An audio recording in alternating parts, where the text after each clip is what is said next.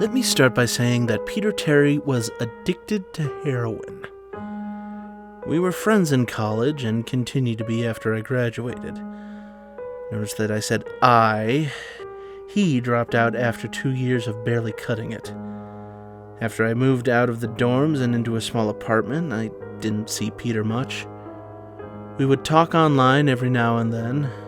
AIM was king in pre-Facebook years. There was a period where he wasn't online for about 5 weeks straight. I wasn't worried. He was a pretty notorious flake and drug addict, so I assumed he'd just stopped caring. Then, one night I saw him log on. Before I could initiate a conversation, he sent me a message. "David, man, we need to talk." That was when he told me about the No End House. It got that name because no one had ever reached the final exit. The rules were pretty simple and cliche. Reach the final room of the building and you win $500. There were 9 rooms in all. The house was located outside the city, roughly 4 miles from my house. Apparently, Peter had tried and failed. He was a heroin and who knows what the fuck addict. So I figured the drugs got the best of him and he wigged out like a paper ghost or something. He told me it would be too much for anyone, that it was unnatural. I told him I didn't believe him. I told him I would check it out the next night, and no matter how hard he tried to convince me otherwise, $500 sounded too good to be true. I had to go. I set out the following night. When I arrived, I immediately noticed something strange about the building. Have you ever seen or read something that shouldn't be scary, but for some reason a chill crawls up your spine? I walked toward the building, and the feeling of uneasiness only intensified as I opened the front door. My heart slowed, and I let a relieved sigh leave me as I entered. The room looked like a normal hotel lobby decorated for Halloween. A sign was posted in place of a worker. It read, "Room 1 this way, 8 more to follow. Reach the end and you win." I chuckled and made my way to the first door.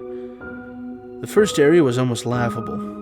The decor resembled the Halloween aisle of a Kmart, complete with sheet ghosts and an animatronic zombie that gave a static growl when you passed by. At the far end was the exit. It was the only door besides the one I entered through. I brushed through the fake spiderwebs and headed to the second room. I was greeted by fog as I opened the door to room 2. The room definitely upped the ante in terms of technology.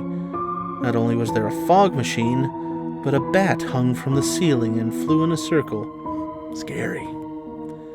They seemed to have a Halloween soundtrack that one would find in a 99-cent store on loop somewhere in the room. I didn't see a stereo, but I guess they must have had a PA system. I stepped over a few toy rats that wheeled around and walked with a puffed chest across to the next area. I reached for the doorknob and my heart sank to my knees. I didn't want to open that door. A feeling of dread hit me so hard I could barely even think. Logic overtook me after a few terrifying moments, and I shook it off and entered the next room. Room 3 is when things began to change. On the surface, it looked like a normal room. There was a chair in the middle of the wood-paneled floor. A single lamp in the corner did a poor job of lighting the area, casting a few shadows across the floor and walls. That was the problem. Shadows. Plural. With the exception of the chairs, there were others. I had barely walked through the door, and I was already terrified. It was at that moment that I knew something wasn't right. I didn't even think as I automatically tried to open the door I came through. It was locked from the other side. That set me off. Was someone locking the doors as I progressed? There was no way. I would have heard them. Was it a mechanical lock that set automatically? Maybe, but I was too scared to really think. I turned back to the room and the shadows were gone. The chair shadow remained, but the others were gone. I slowly began to walk. I used to hallucinate when I was a kid, so I wrote off the shadows as a figment of my imagination. I began to feel better as I made it to the halfway point of the room. I looked down as I took my steps, and that's when I saw it. Or didn't see it. My shadow wasn't there. I didn't have time to scream. I ran as fast as I could to the other door and flung myself without thinking into the room beyond. The fourth room was possibly the most disturbing.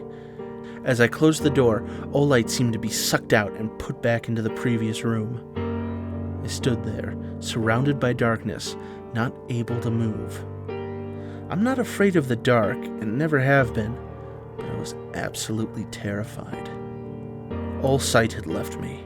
I held my hand in front of my face, and if I didn't know what I was doing, I would never have been able to tell. Darkness doesn't describe it. I couldn't hear anything. It was dead silence. When you're in a soundproof room, you can still hear yourself breathing. You can hear yourself being alive. I couldn't. I began to stumble forward after a few moments, my rapidly beating heart the only thing I could feel. There was no door in sight. Wasn't even sure there was one this time. The silence was then broken by a low hum. I felt something behind me. I spun around wildly, but I could barely even see my nose. I knew it was there, though. Regardless of how dark it was, I knew something was there. The hum grew louder, closer. It seemed to surround me, but I knew whatever was causing the noise was in front of me, inching closer. I took a step back. I had never felt that kind of fear. I can't really describe true fear. I wasn't even scared I was going to die. I was scared of what the alternative was. I was afraid of what this thing had in store for me. Then the lights flashed for a second and I saw it. Nothing. I saw nothing, and I know I saw nothing there. The room was again plunged into darkness, and the hum became a wild screech. I screamed in protest. I couldn't hear this goddamn sound for another minute. I ran backwards, away from the noise, and fumbled for the door handle. I turned it and fell into room 5.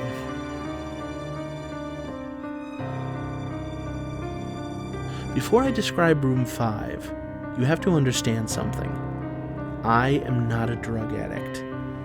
I have no history of drug abuse or any sort of psychosis short of the childhood hallucinations I mentioned earlier, and those were only when I was really tired or just waking up. I entered the no-end house with a clear head. After falling in from the previous room, my view from room 5 was from my back, looking up at the ceiling. What I saw didn't scare me, it simply surprised me. Trees had grown into the room and towered above my head. The ceilings in the room were far taller than the others, which made me think I was in the center of the house. I got up from the floor, dusted myself off, and took a look around. It was definitely the biggest room of them all. I couldn't even see the door from where I was. Various brush and trees must have blocked my line of sight with the exit. Up to this point, I figured the rooms were going to get scarier, but this was a paradise compared to the last room. I also assumed whatever was in room 4 stayed back there. I was incredibly wrong. As I made my way deeper into the room, I began to hear what one would hear if they were in a forest. Chirping bugs and the occasional flap of birds seemed to be my only companion in this room. That was the thing that bothered me the most. I heard the bugs and other animals, but I didn't see any of them. I began to wonder how big this house was. From the outside, when I first walked up to it, it looked like a regular house.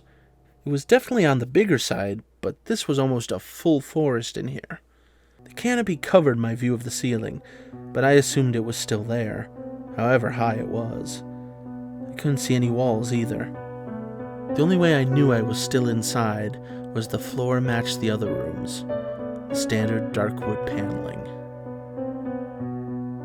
I kept walking, hoping the next tree I passed would reveal the door. After a few moments of walking, I felt a mosquito fly on my arm. I shook it off and kept going. A second later, I felt 10 more land on my skin in different places. I felt them crawl up my arms and legs, and a few made their way across my face. I flailed wildly to get them off, but they just kept crawling. I looked down to let out a muffled scream. More of a whimper, to be honest. I didn't see a single bug. Not one bug was on me, but I could feel them crawl. I heard them fly by my face and sting my skin, but I couldn't see a single one. I dropped to the ground and began to roll wildly. I was desperate. I hated bugs, especially ones I couldn't see or touch. But these bugs could touch me, and they were everywhere. I began to crawl. I had no idea where I was going. The entrance was nowhere in sight, and I still hadn't even seen the exit. So I just crawled, my skin wriggling with the presence of those phantom bugs. After what seemed like hours, I found the door. I grabbed the nearest tree and propped myself up, mindlessly slapping my arms and legs to no avail. I tried to run, but I couldn't. My body was exhausted from crawling and dealing with whatever it was that was on me. I took a few shaky steps to the door, grabbing each tree on the way for support. It was only a few feet away when I heard it, the low hum from before. It was coming from the next room, and it was deeper. I could almost feel it inside my body, like when you stand next to an amp at a concert. The feeling of the bugs on me lessened as the hum grew louder. As I placed my hand on the doorknob, the bugs were completely gone, but I couldn't bring myself to turn the knob. I knew that if I let go, the bugs would return, and there was no way to make it back to room 4. I just stood there, my head pressed against the door marked 6, and my hand shakingly grasping the knob. The hum was so loud I couldn't even hear myself pretend to think. There was nothing I could do but move on. Room 6 was next. And room 6 was hell. I closed the door behind me, my eyes held shut and my ears ringing. The hum was surrounding me. As the door clicked into place, the hum was gone. I opened my eyes in surprise, and the door I had shut was gone. It was just a wall now. I looked around in shock. The room was identical to room 3, the same chair and lamp, but with the correct amount of shadows this time. The only real difference was there was no exit door, and the one I came through was gone. As I said before, I had no previous issues in terms of mental instability, but at that moment I fell into what I know was insanity. I didn't scream, I didn't make a sound. At first I scratched softly. The wall was tough, but I knew the door was there somewhere. I just knew it was. I scratched at where the doorknob was. I clawed at the wall frantically with both hands, my nails being filed down to the skin against the wood. I fell silently to my knees, the only sound in the room the incessant scratching against the wall. I knew it was there. The door was there. I knew it was just there. I knew if I could get just past this wall. Are you alright? I jumped off the ground and spun in one motion. I leaned against the wall behind me and I saw what it was that spoke to me. To this day, I regret ever turning around. There was a little girl. She was wearing a soft white dress that went down to her ankles. She had long blonde hair to the middle of her back and white skin and blue eyes. She was the most frightening thing I had ever seen, and I know nothing in my life will ever be as unnerving as what I saw in her. While looking at her, I saw something else. Where she stood, I saw what looked like a man's body, only larger than normal and covered in hair. He was naked from head to toe, but his head was not human and his toes were hooves. It wasn't the devil, but at that moment it might as well have been. The form had the head of a ram and the snout of a wolf. It was horrifying, and it was synonymous with the little girl in front of me. They were the same form. I can't really describe it, but I saw them at the same time. They shared the same spot in the room, but it was like looking at two separate dimensions. When I saw the girl, I saw the form. And when I saw the form, I saw the girl. I couldn't speak. I could barely even see. My mind was revolting against what it was attempting to process. I had been scared before in my life, but I had never been more scared than when I was trapped in the 4th room. And that was before room 6. I just stood there, staring at whatever it was that spoke to me. There was no exit. I was trapped here with it. And then it spoke again. David, you should have listened. When it spoke, I heard the words of the little girl, but the other form spoke through my mind in a voice I won't attempt to describe.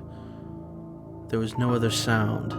The voice just kept repeating the sentence over and over in my head, and I agreed. I didn't know what to do. I was slipping into madness, yet couldn't take my eyes off of what was in front of me. I dropped to the floor. I thought I had passed out, but the room wouldn't let me. I just wanted it to end. I was on my side, my eyes wide open, and the form staring down at me. Scurrying across the floor in front of me was one of those battery-powered rats from the 2nd room. The house was toying with me, but for some reason, seeing that rat pulled my mind back from whatever depths it was headed, and I looked around the room. I was getting out of there. I was determined to get out of that house and live and never think about this place again. I knew this room was hell, and I wasn't ready to take up residency. At first, it was just my eyes that moved. I searched the walls for any kind of opening. The room wasn't that big, so it didn't take long to soak up the entire layout. The demon still taunted me, the voice growing louder as the form stayed rooted where it stood. I placed my hand on the floor, lifted myself up to all fours, and turned to scan the wall behind me. Then I saw something I couldn't believe. The form was now right at my back, whispering into my mind how I shouldn't have come. I felt its breath on the back of my neck, but I refused to turn around. A large rectangle was scratched into the wood, with a small dent chipped away in the center of it. Right in front of my eyes, I saw the large 7 I had mindlessly etched into the wall. I knew what it was. Room 7 was just beyond the wall, where room 5 was moments ago. I didn't know how I had done it. Maybe it was just my state of mind at the time, but I had created the door. I knew I had. In my madness, I had scratched into the wall what I needed the most, an exit to the next room. Room 7 was close. I knew the demon was right behind me, but for some reason it couldn't touch me. I closed my eyes and placed both hands on the large 7 in front of me, and I pushed. I pushed as hard as I could. The demon was now screaming in my ear. It told me I was never leaving. It told me that this was the end, but I wasn't going to die. I was going to live there in room 6 with it. I wasn't. I pushed and screamed at the top of my lungs. I knew I was going to push through the wall eventually. I clenched my eyes shut and screamed, and the demon was gone. I was left in silence. I turned around slowly and was greeted by the room as it was when I entered. Just a chair and a lamp. I couldn't believe it, but I didn't have time to dwell. I turned back to the 7 and jumped back slightly. What I saw was a door. It wasn't the one I had scratched in, but a regular door with a large 7 on it. body was shaking. It took me a while to turn the knob. I just stood there for a while, staring at the door.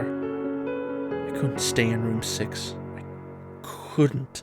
But if this was only room 6, I couldn't imagine what 7 had in store for me. I must have stood there for an hour, just staring at the 7. Finally, with a deep breath, I twisted the knob and opened the door to room 7. I stumbled through the door, mentally exhausted and physically weak. The door behind me closed and I realized where I was. I was outside. Not outside like in room 5, but actually outside. My eyes stung. I wanted to cry. I fell to my knees and tried, but I couldn't. I was finally out of that hell. I didn't even care about the prize that was promised. I turned and saw that the door I had just went through was the entrance. I walked to my car and I drove home, thinking of how nice a shower sounded. As I pulled up to my house, I felt uneasy. The joy of leaving No End House had faded and dread was slowly building in my stomach. I shook it off as residual from the house and made my way to the front door. I entered and immediately went up to my room. There on my bed was my cat, Baskerville. He was the first thing I had seen all night, and I reached to pet him. He hissed and swiped at my hand. I recoiled in shock. He had never acted like that. I thought, whatever, he's an old cat. I jumped in the shower and got ready for what I was expecting to be a sleepless night. After my shower, I went to the kitchen to make something to eat. I descended the stairs and turned into the family room. What I saw would be forever burned into my mind, however. My parents were lying on the ground, naked and covered in blood. They were mutilated to near unidentifiable states. Their limbs were removed and placed next to their bodies, and their heads were placed on their chests facing me. The most unsettling part was their expressions. They were smiling as though they had been happy to see me. I vomited and sobbed there in my family room. I didn't know what had happened. They didn't even live with me at the time. I was a mess, and I saw it. A door that was never there before. A door with a large 8 scrawled upon it in blood. I was still in the house. I was standing in my family room, but I was still in room 7. The faces of my parents smiled wider as I realized this. They weren't my parents. They couldn't be. But they looked exactly like them. The door marked 8 was across the room, behind the mutilated bodies in front of me. I knew I had to move on, but at that moment I gave up.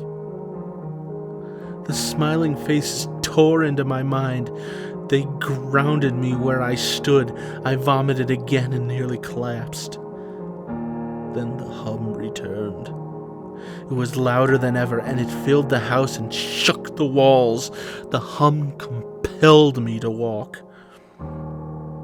I began to walk slowly, making my way closer to the door and the bodies. I could barely stand, let alone walk, and the closer I got to my parents, the closer I came to suicide. The walls were now shaking so hard it seemed as though they were going to crumble, but still the faces smiled at me. As I inched closer, their eyes followed me. I was now between the 2 bodies, a few feet away from the door. The dismembered hands clawed their way across the carpet towards me, all while the faces continued to stare. New terror washed over me as I walked faster. I didn't want to hear them speak. I didn't want the voices to match those of my parents. They began to open their mouths, and the hands were inches from my feet. In a dash of desperation, I lunged towards the door, threw it open, and slammed it behind me. Room 8. I was done. After what I had just experienced, I knew there wasn't anything else this fucking house could throw at me that I couldn't live through. There was nothing short of the fires of hell that I wasn't ready for. Unfortunately, I underestimated the abilities of No End House. Unfortunately, things got more disturbing, more terrifying, and more unspeakable in Room 8. I still have trouble believing what I saw in Room 8. Again, the room was a carbon copy of Rooms 3 and 6. But sitting in the usually empty chair was a man. After a few seconds of disbelief, my mind finally accepted the fact that the man sitting in the chair was me. Not someone who looked like me. It was David Williams. I walked closer. I had to get a better look, even though I was sure of it. He looked up at me, and I noticed tears in his eyes. Please. Please don't do it. Please don't hurt me. What? I asked. Who are you? I'm not gonna hurt you. Yes, you are. You're gonna hurt me, and I don't want you to. He sat in the chair with his legs up and began rocking back and forth. It was actually pretty pathetic looking, especially since he was me, identical in every way. Listen, who are you? I was now only a few feet from my doppelganger. It was the weirdest experience yet, standing there talking to myself. I wasn't scared, but I would be soon. Why are you? You're gonna hurt me. You're gonna hurt me. If you want to leave, you're going to hurt me. Why are you saying this? Just calm down, alright? Let's try to figure this. And then I saw it. The David sitting down was wearing the same clothes as me, except for a small red patch on his shirt embroidered with the number 9. You're gonna hurt me. You're gonna hurt me. Don't, please. You're gonna hurt me. My eyes didn't leave that small number on his chest. I knew exactly what it was. The first few doors were plain and simple, but after a while they got a little more ambiguous. 7 was scratched into the wall, but by my own hands. 8 was marked in blood above the bodies of my parents, but 9, this number was on a person, a living person. Or still, it was on a person that looked exactly like me. David, I had to ask. Yes, you're going to hurt me. You're going to hurt me. He continued to sob and rock. He answered to David. He was me, right down to the voice. But that 9, I paced around for a few minutes while he sobbed in the chair.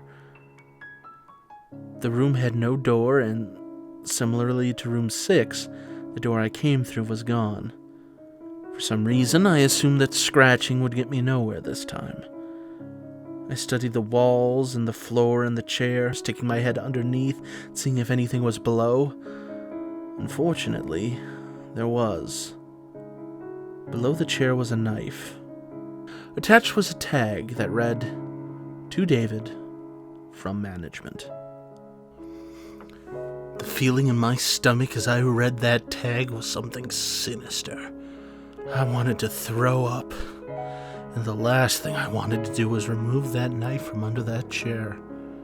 The other David was still sobbing uncontrollably. My mind was spinning into an attic of unanswerable questions. Who put this here, and how did they get my name? Not to mention the fact that, as I knelt on the cold wood floor, I also sat in that chair, sobbing in protest of being hurt by myself.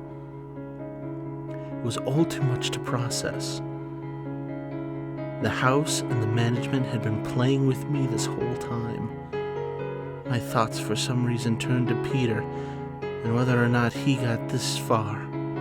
If he did, If he met a Peter Terry sobbing in this very chair, rocking back and forth, I shook these thoughts from my head. They didn't matter. I took the knife from under the chair, and immediately the other David went quiet. "David," he said in my voice, "what do you think you're gonna do?" I lifted myself from the ground and clenched the knife in my hand. "I'm gonna get out of here." David was still sitting in that chair, though he was very calm now. He looked up at me with a slight grin. I couldn't tell if he was going to laugh or strangle me. Slowly, he got up from the chair and stood facing me. It was uncanny. His height and even the way he stood matched mine. I felt the rubber hilt of the knife in my hand and gripped it tighter. I don't know what I was planning to do with it, but I had a feeling I was going to need it. "Now," his voice was slightly deeper than my own, "I'm gonna hurt you. I'm gonna hurt you, and I'm gonna keep you here." I didn't respond. I just lunged and tackled him to the ground. I had mounted him and looked down, knife poised and ready. He looked up at me, terrified. It was like I was looking in a mirror. Then the hum returned, low and distant, though I still felt it deep in my body. David looked up at me as I looked down at myself. The hum was getting louder, and I felt something inside me snap. With one motion, I slammed the knife into the patch on the chest and ripped down. Blackness fell on the room, and I was falling. The darkness around me was like nothing I had experienced up to that point. Room 4 was dark, but it didn't come close to what was completely engulfing me. I wasn't even sure if I was falling after a while. I felt weightless, covered in dark. Then a deep sadness came over me. I felt lost, depressed, and suicidal. The sight of my parents entered my mind. I knew it wasn't real, but I had seen it, and the mind has trouble differentiating between what is real and what isn't. The sadness only deepened. I was in room 9 for what seemed like days. The final room. That's exactly what it was. The end. No end house had an end, and I had reached it. At that moment, I gave up. I knew I would be in that in-between state forever, accompanied by nothing but darkness. Not even the hum was there to keep me sane. I had lost all senses. I couldn't feel myself. I couldn't hear anything. Sight was completely useless here. I searched for a taste in my mouth and found nothing. I felt disembodied and completely lost. I knew where I was. This was hell. Room 9 was hell. Then it happened. A light. One of those stereotypical lights at the end of the tunnel. I felt ground come up below me, and I was standing. After a moment or two of gathering my thoughts and senses, I slowly walked towards the light. As I approached the light, it took form. There was a vertical slit down the side of an unmarked door. I slowly walked through the door and found myself back where I started, the lobby of No End House. It was exactly how I left it, still empty, still decorated with childish Halloween decorations. After everything that had happened that night, I was still wary of where I was. After a few moments of normalcy, I looked around the place trying to find anything different. On the desk was a plain white envelope with my name handwritten on it. Immensely curious, yet still cautious, I mustered up the courage to open the envelope. Inside was a letter, again handwritten. David Williams. Congratulations! You have made it to the end of No End House. Please accept this prize as a token of great achievement. Yours forever, Management. With the letter were 5 $100 bills. I couldn't stop laughing. I laughed for what seemed like hours. I laughed as I walked out to my car and laughed as I drove home. I laughed as I pulled into my driveway. I laughed as I opened my front door to my house and laughed as I saw the small 10 etched into the wood.